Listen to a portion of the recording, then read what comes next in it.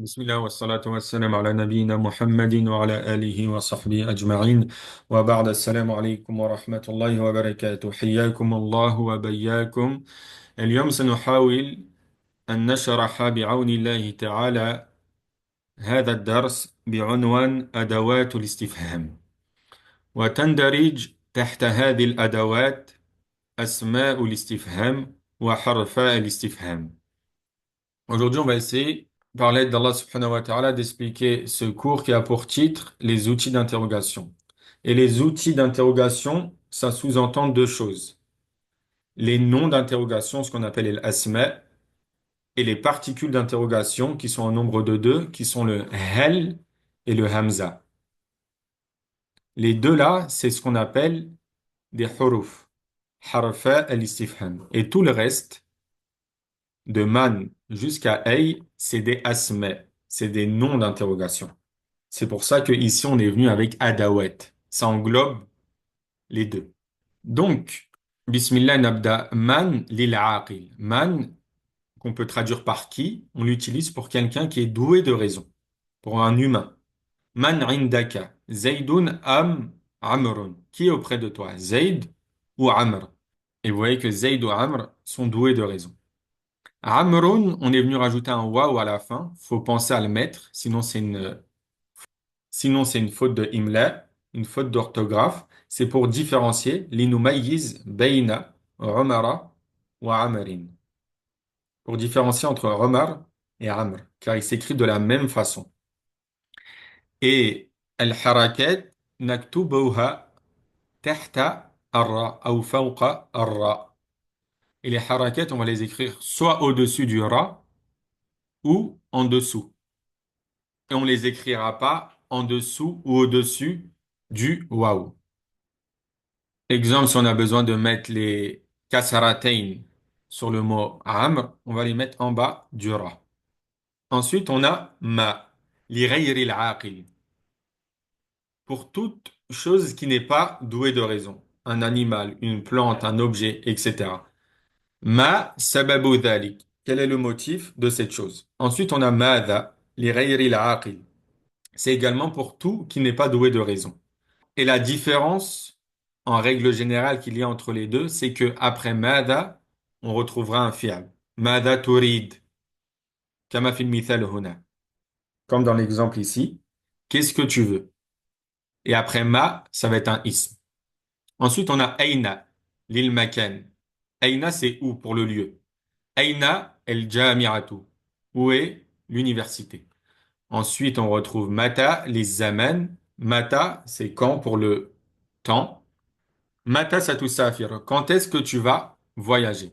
Limada, lissabab. Limada, c'est pourquoi. Et on va l'utiliser pour une cause, pour connaître un motif. Limada hadarta huna. Pourquoi es-tu venu ici? Pourquoi tu t'es présenté ici? Kaifa, c'est comment. Lil hal, pour connaître l'état. Kaifa halu, comment vas-tu? Ensuite, on a kam. Lil adad, pour le nombre. Kam tiflan lak. Combien as-tu d'enfants? Et kam, en règle générale, ce qui viendra après, ça va être un mufrad, un ismu mufrad, un nom singulier, nakira, invariable, et qui va être mansoub. Comme vous voyez ici, tiflan, wa yu'arab tamyizan. Et les arabes, ça va être un tamyiz, ce qu'on verra plus tard, fil mustawa thalith. Ensuite, on retrouve ay, bihasab ma nudafu ilay, en fonction du mudaf ilay qui va la suivre. Et on l'utilise pour questionner concernant une chose qu'on veut déterminer. Exemple ici, ayya kitabin turid. Quel kitab, quel livre veux-tu? On veut à travers ce ism, ce nom, déterminer une chose. En l'occurrence ici, un livre. Quel livre veux-tu? Et ce qui viendra après ay, ça va être un mudaf ou ilay. C'est pour ça que ici on retrouve kasaratain. Ayya kitabin turid. Ensuite, ici on retrouve les deux huruf. Harafa al-istifham. Le hel et le hamza. Les deux signifient la même chose. On peut traduire par est-ce que. Et ay, on peut, avec une traduction approximative, le traduire par quel. Tout dépend de la phrase. Tout dépend ce qui va être ajouté après ay. Et maintenant, le numéro 10 et 11, c'est hal et le hamza. Ces deux-là sont des harf. Harfa al-istifham, des particules d'interrogation. Tout ce qui était venu avant, du petit 1 au petit 9, c'était des asma. Donc, hal et le hamza, on peut le traduire, hal ou le hamza, on peut le traduire par est-ce que. Et on va pas rentrer dans la différence qu'il y a entre les deux. On verra ça dans des cours prochains, Inch'Allah. Donc ici, il nous dit hal lil jumla al muthbata.